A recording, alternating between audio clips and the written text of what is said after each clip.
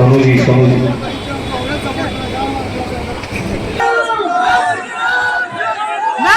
हटिए ना, सर आगे से थोड़ा साइड होइए ना। देख सकते हैं कि अभी योगी आदित्यनाथ जो है बिहार दौरे पे आए हैं और यहाँ पे भी रविशंकर प्रसाद के लिए यहाँ पे जो है अभी जनसभा को संबोधित करेंगे। पटना के अलावलपुर में जो है अभी यूपी के मुख्यमंत्री योगी आदित्यनाथ पहुंच चुके हैं। माता की, भारत माता की, वंदे वंदे वंदे। मंच पर उपस्थित एनडीए के प्रत्याशी भारतीय जनता पार्टी के राष्ट्रीय प्रवक्ता, पूर्व केंद्रीय मंत्री माननीय श्री रविशंकर प्रसाद जी, पूर्व प्रत्याशी फतुहा विधानसभा इंजीनियर सत्येंद्र कुमार सिंह जी, विधायक बाढ़ श्री ज्ञानेंद्र सिंह जानू जी, उत्तर प्रदेश के पूर्व विधायक शेरराम सिंह यादव जी, विधान परिषद के पूर्व सदस्य श्री मनोज सिंह जी, पूर्व विधायक सतीश कुमार जी, लोकसभा के संयोजक श्री रामजी सिंह जी, जदयू के महासचिव अनिल कुमार जी, पटना संसदीय क्षेत्र फतुहा विधानसभा क्षेत्र से जुड़े हुए मेरे से उपस्थित बहनों और भाइयों, आज मुझे भारत की ओर एक ही नारा है, चारों ओर एक ही स्वर है, चारों ओर एक ही संकल्प है, और वह संकल्प और नारा है फिर एक बार, फिर एक बार, फिर एक बार। और बिहार के अंदर मुझे चौथी बार आने का अवसर प्राप्त हुआ इस चुनाव में। और बहनों भाइयों, चौथी बार जब मैं आया और बिहार में जहां कहीं भी मैं गया, वो बिहार की जनता ने कहा कि जो राम को लाए हैं हम उनको लाएंगे, जो राम को लाए हैं। और यहां की जनता बार बार कहती है कि राम भक्त ही राज करेगा दिल्ली के, राम भक्त ही राज करेगा। और हमारे मोदी जी ठहरे परम राम भक्त, और आपका सौभाग्य है कि 500 वर्षों की भगवान राम के 500 वर्षों के इंतजार को समाप्त करने के भगवान राम के वकील आपके प्रत्याशी रविशंकर प्रसाद जी ही है। रविशंकर जी, मैं आपका अभिनंदन करता हूं। आपके पूज्य पिताजी ने आज से नहीं पिछले 5 दशक में भारत और भारतीयता के लिए, भारत की राष्ट्रीयता के लिए, लोअर कोर्ट से लेकर के सुप्रीम कोर्ट तक जिस निष्ठा के साथ प्रभु श्री राम की लड़ाई को लड़ा है, सचमुच आपने भारत के कोटि कोटि लोगों के जीवन को पूर्णमय करने का कार्य किया। और इसीलिए मैं आज तो आपका अभिनंदन करने के लिए आपके पास आपकी संसदीय सीट पर आया हूं।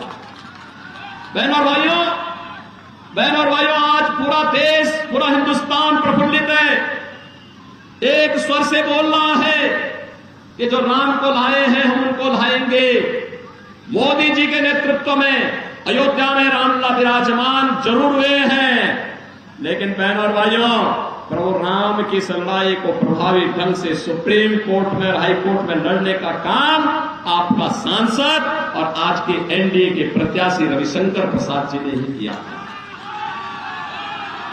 लगातार लड़ते रहे, बिना रुके, बिना झुके, बिना डरे, उन्होंने इस लड़ाई को प्रभावी ढंग से लड़ा। और बहनों और भाइयों, आज उस सपने को साकार किया है जिसके लिए हम और हमारे पूर्वज लड़ते थे, कहते थे रामलला हम आएंगे मंदिर, रामलला हम आएंगे मंदिर वही, और अब तो मंदिर बन गया है। कितने, आप मुझे बताओ कितने लोग हैं जिन्होंने 22 जनवरी के बाद अयोध्या का दर्शन किया है? कितने लोग हैं? मैं यहां पर इंजीनियर सतीश कुमार सिंह से कहूंगा कि चुनाव के बाद एक बार जब मुझे बता देंगे, यहां फतुहा के लोगों को अयोध्या धाम दर्शन कराने के लिए लेके आ जाइए,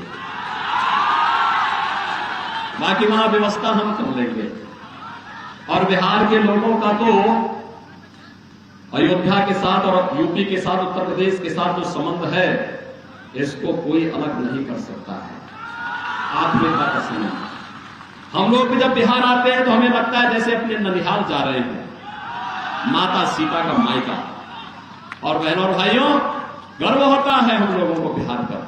बिहार ने एक से एक विभूतियों को दिया है देश को, और इसीलिए आज मैं आपके पास आया हूं आपसे कहने के लिए कि बहनों और भाइयों, हमारा ये पीढ़ी सौभाग्यशाली है।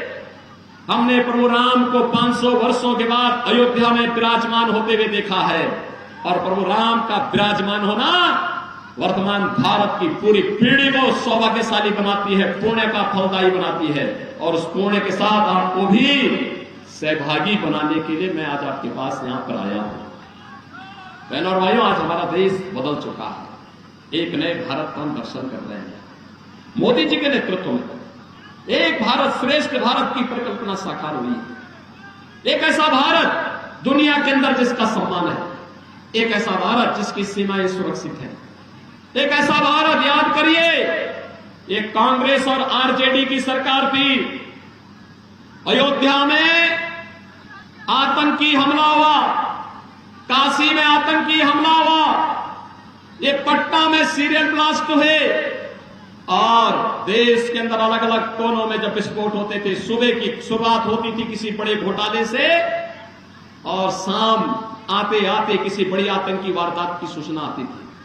हम लोग सांसद हुआ करते थे, रविशंकर प्रसाद जी भी सांसद हुआ करते थे, और जब हम लोग इस मुद्दे को उठाते थे, सरकार से कहते थे, कांग्रेस नेतृत्व की यूपीए सरकार से कहते थे, आतंकवादियों से निपटो, इनके खिलाफ कार्रवाई करो, तो ये कहते थे आतंकवादी तो सीमा पार के हैं। और आज मोदी जी के नेतृत्व में आतंकवाद और नक्सलवाद समाप्त। अब तो पटाखा भी जोर से फट जाए ना, तो पाकिस्तान पहले सफाई देता है, कहता है साहब मेरा हाथ नहीं है। उसे मालूम है नया भारत है, छेड़ेगा नहीं, लेकिन कोई छेड़ेगा तो उसको छोड़ेगा भी। ये नया भारत है।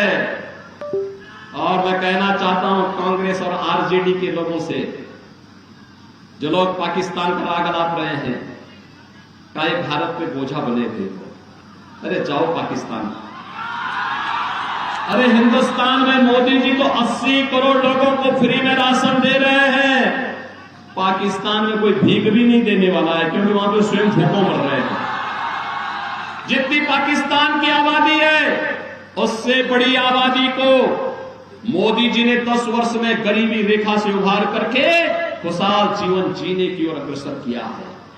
बहनों और भाइयों, 60 करोड़ घरों में आज मोदी जी ने 60 करोड़ लोगों को देश में 5 लाख रुपए की आयुष्मान भारत की मुफ्त उपचार की सुविधा दी है। और मोदी जी ने कहा है 4 जून को जब फिर एक बार मोदी सरकार बनेगी, तो 70 वर्ष से ऊपर के हर व्यक्ति को फ्री में 5 लाख रुपए हर वर्ष उपचार की सुविधा उपलब्ध करवाएंगे। बहनों और भाइयों, मोदी जी के नेतृत्व में किसानों को किसान सम्मान निधि, हर गरीब के घर में शौचालय का निर्माण, हर घर में उज्ज्वला योजना के कनेक्शन, 4 करोड़ गरीबों के मकान बन गए हैं। और मोदी जी ने कहा 4 जून को जब फिर एक बार मोदी सरकार बनेगी, तो बहनों और भाइयों, उस समय जितने भी गरीब होंगे सबके लिए एक एक मकान की स्वीकृति भी उसके साथ ही प्राप्त हो जाएगी। भारतीय जनसंघ के समय से लड़ाई लड़ी जाती थी, एक देश में एक प्रधान, एक विधान, एक निशान होगा। कांग्रेस जबरदस्ती धारा 370 को, इस बोझ को देश के अंदर लादी हुई थी। हम आभारी हैं मोदी जी के, उन्होंने कश्मीर में धारा 370 को समाप्त करने का निर्णय लिया। और हम धन्यवाद देना चाहेंगे, अभिनंदन करना चाहेंगे रविशंकर प्रसाद जी का, जिन्होंने न्यायालय में इस लड़ाई को लड़ा। कश्मीर में धारा 370 हमेशा के लिए समाप्त होकर के आतंकवाद की ताबूत पर अंतिम कील ठोकने का काम भी कर दिया। बहनों और भाइयों, आज नया भारत सम्मान भी दे रहा है, सुरक्षा भी दे रहा है, विकास के बड़े बड़े कार्य, हाईवे 4 लेन, 6 लेन, 12 लेन के, रेलवे, वंदे भारत, अमृत भारत और नमो भारत के रूप में, एयरपोर्ट की सुविधा, 1 डिस्ट्रिक्ट 1 मेडिकल कॉलेज की सुविधा, AIIMS, IIT, IIM, IIIT, NIT और वर्ल्ड क्लास यूनिवर्सिटी का निर्माण देश के अलग अलग कोने में हो रहा है। हर घर नल की योजना के माध्यम से शुद्ध पेयजल की आपूर्ति आज मोदी जी की प्राथमिकता है। एक नया भारत विकास भी कराता है और गरीबों के कल्याण के लिए, उनके जीवन में खुशहाली लाने के लिए कार्य भी कर रहा है। ये नया भारत अयोध्या में रामलला का भव्य मंदिर भी बनाता है, काशी में काशी विश्वनाथ धाम का निर्माण भी करता है। और काशी और अयोध्या जब पूरे हो चुके हैं तो अब हम मथुरा की तरफ भी थोड़ा थोड़ा उधर भी जा रहे हैं, क्योंकि भगवान हमारे कृष्ण कन्हैया कहां इंतजार करने वाले हैं। कृष्ण कन्हैया के कार्य को आरजेडी नहीं पूरा करेगी, क्योंकि उसको तो वोट चाहिए। उसका काम तो राम भक्त ही करने जा रहे हैं, राम भक्त इस कार्य को भी आगे बढ़ाने जा रहे हैं। और इसलिए बहनों और भाइयों, आज हम सब आपके बीच आए हैं। याद करिए, आरजेडी की सरकार और कांग्रेस की सरकार इस बिहार में क्या थी? पहचान का संकट खड़ा कर दिया था। मोदी जी आपको डिजिटल युग में ले गए हैं, लेकिन लालू जी की आरजेडी आज भी आपको लालटेन युग में ले जाना चाहती है, लालटेन युग में ले जाना चाहती है, क्योंकि वह चाहते हैं अंधेरा रहे। अंधेरा रहेगा तो अंधेरे में ही डकैती पड़ेगी, इसलिए नहीं चाहते हैं विकास हो जाए। इसीलिए उन्होंने विकास भी नहीं किया है, विकास कराएंगे भी नहीं।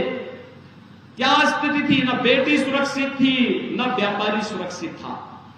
बिहार का नौजवान कहीं बाहर जाता था, हमें दया आती थी। देश को नेतृत्व देने वाला बिहार, प्रतिभाशाली हमारा युवा पहचान के लिए मोहताज होता था। क्या कर दिया था लालू जी ने? तो यहां पर क्या स्थिति पकड़ा दी थी? बहनों और भाइयों, 2017 के पहले यही स्थिति उत्तर प्रदेश में थी। और उत्तर प्रदेश में आपने पिछले 7 वर्ष में देखा होगा, एक भी दंगा नहीं हुआ। जितने दंगाई थे, सब दंगाइयों को एक एक करके राम नाम सत्य की यात्रा में भेज दिया गया।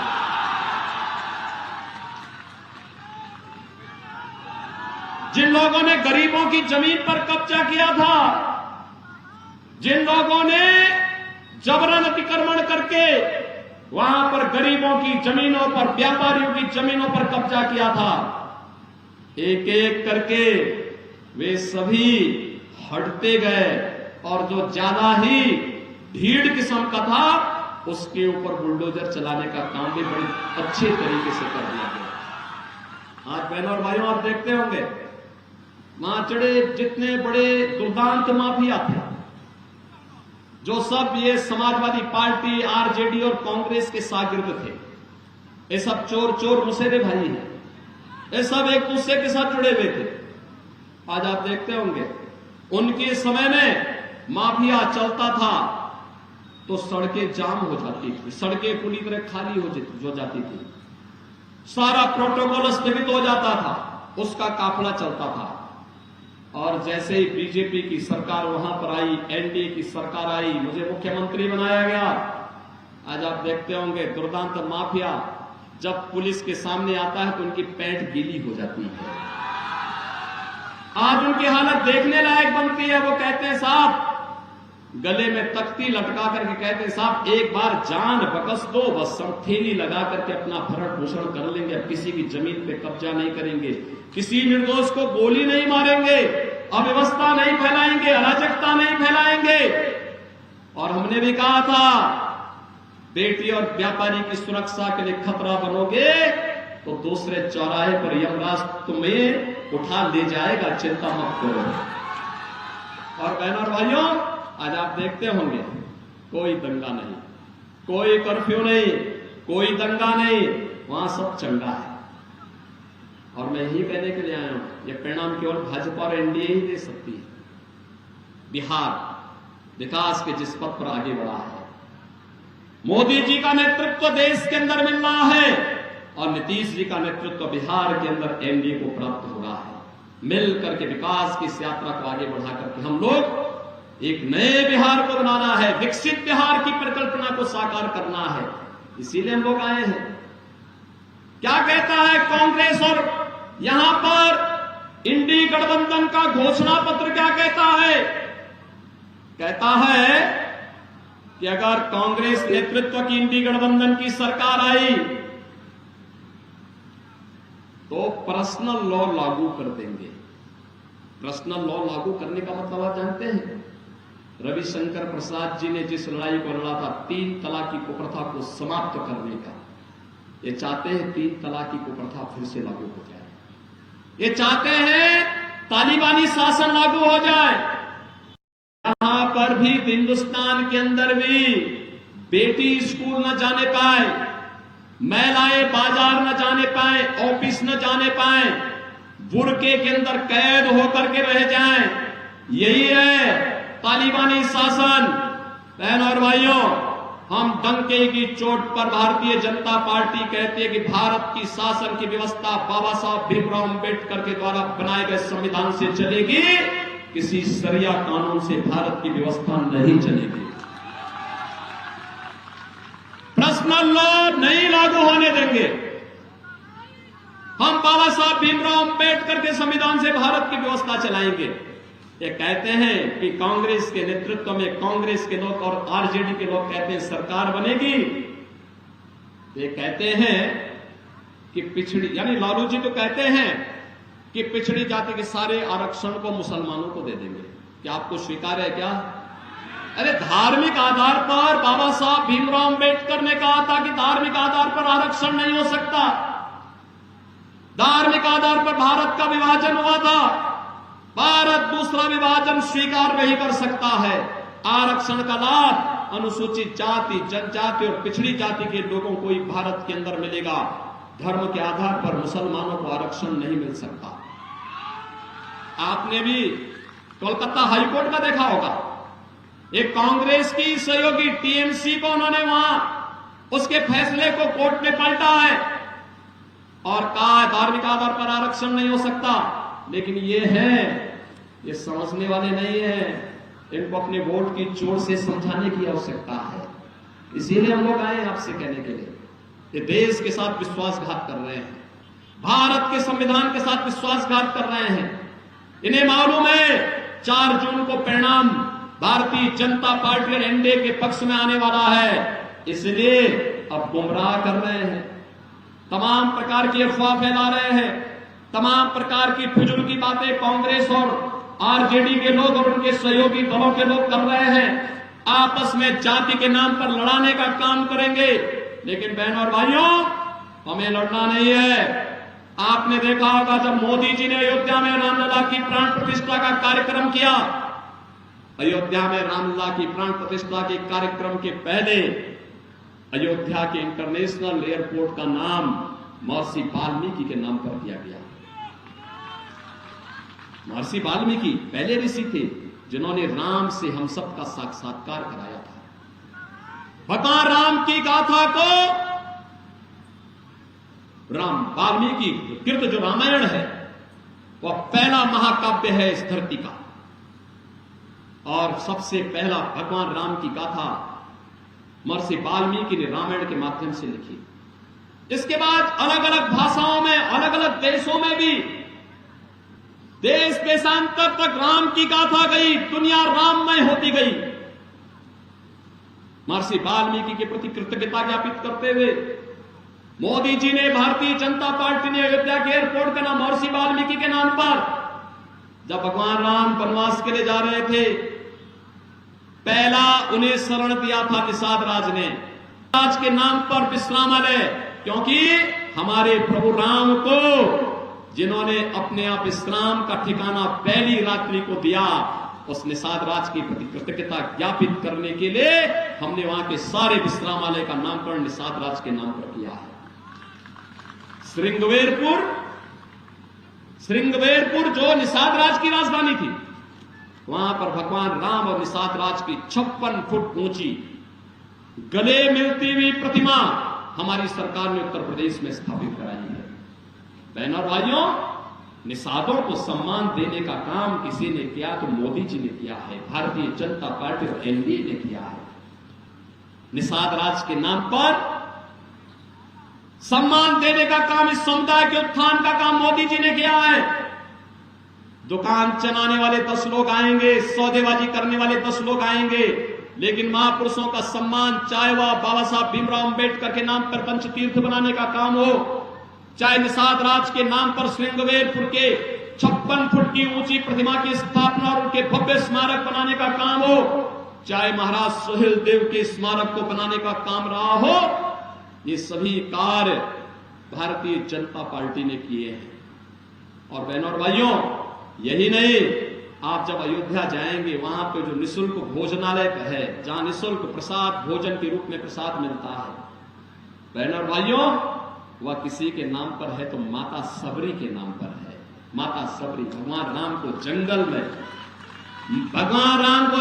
में जब माता सीता के लिए जंगल में दर भटक रहे थे, तब भगवान राम को बेर खिलाने का काम किसी ने किया था तो माता सबरी ने किया था। इसलिए माता सबरी के प्रति कृतज्ञता ज्ञापित करते हुए हम लोगों ने अयोध्या में किया, और इसीलिए अयोध्या में हम सबका भी संकल्प है। भगवान राम का जो संकल्प था, निस्सरहीन करो मैं भुज उठाए प्रणकीन, हमने भी तय किया है। भगवान राम ने ऋषि मुनियों से कहा था, वनवासियों से कहा था, गिरिवासियों से कहा था, उस समय के समाज से कहा था, जब तक ये राक्षस रहेंगे, इनका अंत करने तक हम चैन से नहीं बैठेंगे। और हम लोगों ने भी तय किया था उत्तर प्रदेश में ये माफिया अपराधी जितने भी ये निर्दोष लोगों को, व्यापारी और बेटियों की सुरक्षा के लिए खतरा बने हुए हैं, जब तक इनको मिट्टी के अंदर न मिला दे तब तक हम भी चैन से नहीं बैठेंगे। और बहनों भाइयों, आज वहां पे शांति है, अमन चैन है, दंगा नहीं है, कर्फ्यू नहीं है। उत्तर प्रदेश 25 करोड़ की आबादी का राज्य सुख और शांति के साथ दंगा मुक्त बनकर के विकास के नए नए प्रतिमान मोदी जी के नेतृत्व में स्थापित कर रहा है। और इसीलिए आज मैं आपके पास आया हूं। ये तो भारत के इतिहास को बनाने वाली भूमि है, और भारत के इतिहास को बनाने वाली भूमि से भारत माता का एक सपूत, जिसने बिना लांग लपेट के, बिना किसी प्रकार की संकोच के बगैर राम जन्मभूमि का मुद्दा रहा हो, कश्मीर में धारा 370 का मुद्दा रहा हो, या बहनों को न्याय दिलाने के लिए 3 तलाक की कुप्रथा को पूरी तरह बैन करवाने का रहा हो, ये काम आपके सांसद और आपके प्रत्याशी श्री रविशंकर प्रसाद जी ने प्रभावी ढंग से पैरवी करके न्याय दिलाने का काम किया है। और इसीलिए उनके बहाने आपका अभिनंदन करने के लिए मैं यहां पर आज आया हूं, आपको अयोध्या का भी आमंत्रण देने के लिए आया हूं। और इसीलिए मैं आज सबसे अपील करूंगा कि बहनों और भाइयों, देश की इस आवाज के साथ हमारी आवाज जोड़नी चाहिए। देश की आवाज यही है जो राम को लाए हैं हम। फतवा की भी यही आवाज है ना? फतवा भी यही चाहता है ना? पटना भी यही चाहता है ना? कितने लोग चाहते हैं? दोनों हाथ उठा करके बताओ, चलो कितने लोग चाहते हैं? सब लोग सहमत हैं। लेकिन बहनों और भाइयों, इसके लिए आपको 2 काम करने पड़ेंगे। करेंगे? मानेंगे मेरी बात? 3 दिन का समय है प्रचार का। देखिए, मोदी जी हो या रविशंकर प्रसाद जी हो या मैं हो, हमारा पूरा जीवन देश के लिए है, देश के लिए है। 140 करोड़ का भारत ही हमारा परिवार है। पूरा देश के लिए, सब कुछ देश के लिए, सब कुछ देश के लिए। और इसीलिए मैं आपसे कहने के लिए आया हूं, अगला 3 दिन आप क्या देश के लिए देंगे? इसके लिए मैं आपसे अपील करूंगा, अगले 3 दिन में आप में से हर व्यक्ति, कितने लोग हैं जो 10-10 परिवार के साथ संपर्क करके कमल खिलाने के लिए उनसे अपील करेंगे, अनुरोध करेंगे, उनको मनवाएंगे। 10-10 परिवार में जाना है। 3 दिन का मतलब 30 परिवार, 30 परिवार का मतलब 150 वोटर, 150 मतदाताओं के साथ अगले 3 दिन के अंदर संपर्क करना है और उन सभी घरों में कमल खिलाने के लिए कहना है। कमल खिलाने के लिए क्यों कहना? आत्मनिर्भर और विकसित भारत के लिए, राम राज्य की संकल्पना को साकार करने के लिए मोदी जी आवश्यक हैं और मोदी जी जीते इसके लिए रविशंकर प्रसाद आवश्यक है।